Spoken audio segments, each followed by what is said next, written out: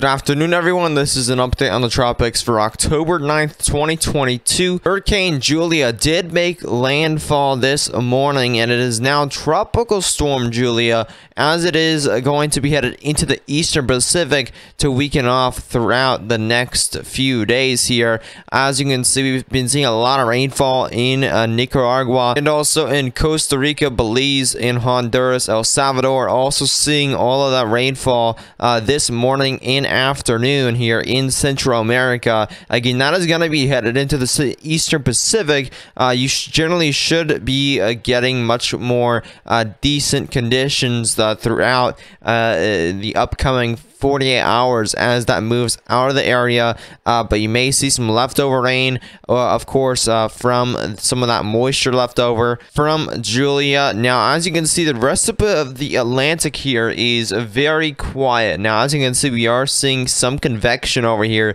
across the Lesser Antilles. You also have some convection here. It looks actually kind of like a tropical wave up there. That was actually an invest about a week ago. Now that is just kind of spinning out in the middle of the Atlantic with some convection, and we're really not seeing many tropical waves at all coming off of Africa, which means it's going to be quiet out here for a while here in the main development region. And we are just, again, October is going to be quite quiet, especially the rest of October. Of course, we can see some of these storms pop off randomly in later October, but generally this is going to be way more quieter than September. Here's the 5-day graphical tropical weather outlook. There is Tropical Storm Julia, which currently has winds of 60 miles per hour, a central pressure of 996 millibars, and this is moving west at about 16 miles per hour or 14 knots. Noted by the National Hurricane Center, Julia moving quickly across Nicaragua,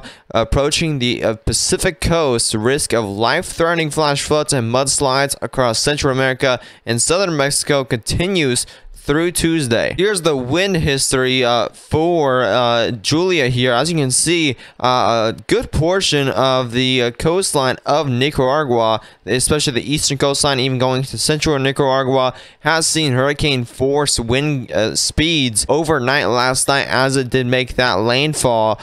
So definitely some quite the damaging winds.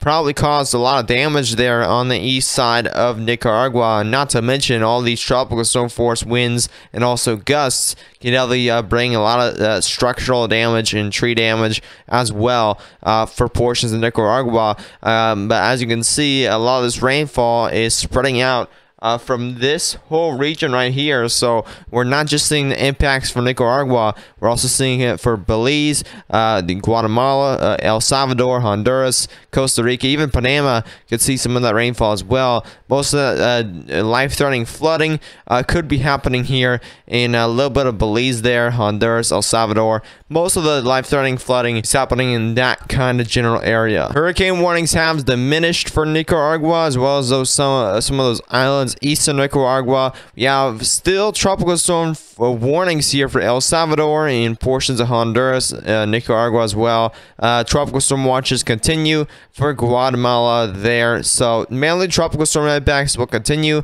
from Julia for this general vicinity. Looking at the long range today, we're looking at the European model for the long range model, and this is the 00Z run. We are getting the 12Z run out right now, which is still coming out. We can't quite look at it yet, but as you can see, after Julia, we still have a lot of rainfall, a lot of rain showers over the main development region, and all these could be kind of scattered tropical waves. They could be even a little bit of organized tropical waves. I definitely think we are still going to see quite a bit of disturbances over the main development region, especially heading into the end of October. We could definitely see at least a couple of disturbances here happening in this general area of the main development region. This could definitely happen. Definitely have a low chance of development, but definitely some disturbances could be likely here with all this rain shower and tropical wave activity that this European model is showing. As you can see, kind of some kinks in the isobars there, which means that it may have a little bit of circulation with them, and that could definitely lead to a disturbance by the National Hurricane Center. So European model is definitely not showing any strong activity, of course. Again, it's going to be October, so things are definitely diminishing down for tropical wise.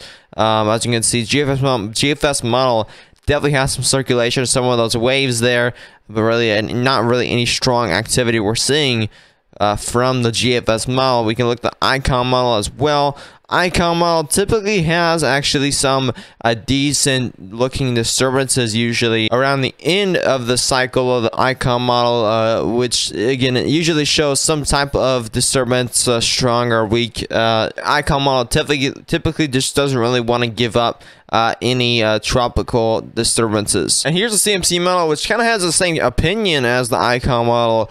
As it shows kind of a tropical wave here around about a week from now, around October 18th, and that's also in the main development region. So again, tropical waves and tropical disturbances are definitely going to be likely here in October. They're just not going to have a likely chance of developing into a hurricane, developing into a tropical storm as possible, but a hurricane in October, that has happened in recent years. But for this year's type of conditions and for this year's kind of below average hurricane season, definitely not as likely for hurricane in October. Looking at these sea surface temperature values, and we're still seeing a very warm Caribbean Sea here. As you can see, 30 Celsius waters in the majority of the Caribbean here, either 30 or near 29. So extremely warm waters there. We are still seeing some warm waters in the main development region, but as you can see, we are kind of seeing those cooler waters dipping down here into the Cabo Verde Islands, and that's going to give a more unlikely chance for any tropical waves to pop off near those Cabo Verde Islands. But again, still quite the warm waters here for especially the western portion of the main development region. Main thing that's factoring for diminishing any tropical waves is either wind shear or dry air that's going to be in this sort of region right there. Lastly, we're going to be looking at the Inso status from the Climate Prediction Center, NOAA.gov. As you can see, we're looking at the summary right now. We still have that La Nina advisory in effect. They have definitely upped the chances through the September through November period. 91% chance for that La Nina chance. As you can see, that is definitely happening right now. But they have this decreasing to a 54% chance throughout January to March through next year, which means we could possibly see a spring neutral, which that is in between a La Nina and an El Nino. That could also lead to an above average storm season. It really depends on the type of neutral, because some neutrals can be below average, some neutrals can be above average. They're just kind of in the middle, and they are definitely hard to predict for any above average or below average seasons like hurricane seasons or even those storm seasons. So we are definitely going to see that La Nina winter once again, and I haven't made a winter forecast. I probably won't make a winter forecast this year. Here's a typical La Nina winter. As you can see, this is pretty much what we have seen for the last 3 years. Cooler temperatures up in the north, wetter conditions for the northwest, a little bit wetter conditions as well for the midwestern and kind of the Ohio Valley. We are going to see drier conditions for the southern half of the U.S., or more the southern 1/4 of the U.S., and also warmer conditions, of course, for the south. There's that variable polar jet stream that kind of dives into the central U.S. around Nebraska and Kansas, then dips up over the Ohio Valley into the northeast. So you will generally get a lot more nor'easters traveling up into the New England area. That is a general La Nina winter, and things definitely have changed every year with these La Nina winters, but that's just a typical La Nina winter. We don't really know exactly what's going to happen, but generally we have an idea when a La Nina winter does happen. If you did enjoy, be sure to subscribe to the channel if you are new, and turn on post notifications. Like, keep you updated with the tropics, but again, the tropics are going to be quite quiet for the next week or so. You're gonna have to watch around mid-October for these tropical waves.